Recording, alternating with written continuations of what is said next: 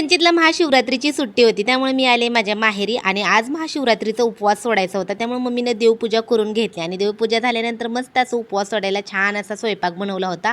तर इथं बनवले तर रताळ्याच्या घाऱ्या, मेथीची भाजी केली होती आणि नंतर खारं वांगं केलं होतं. मस्त असे साधं सिंपल धपाटे केले होते आणि मी रेसिपी दाखवली होती रताळ्याच्या घाऱ्याची. तर त्याच्यामध्येच एकीने कमेंट केली होती की आम्ही अशा पद्धतीनं रताळ्याच्या घाऱ्या करतो. तर सगळ्यात पहिले जी मी घारी दाखवली होती ना, तर ती रेसिपी ना म्हणजे कमेंटप्रमाणे केलेली होती आणि नंतर आम्ही जशा घाऱ्या बनवतो तशी घारी चपाती तर एवढं मस्त असं जेवण करून घेतलं.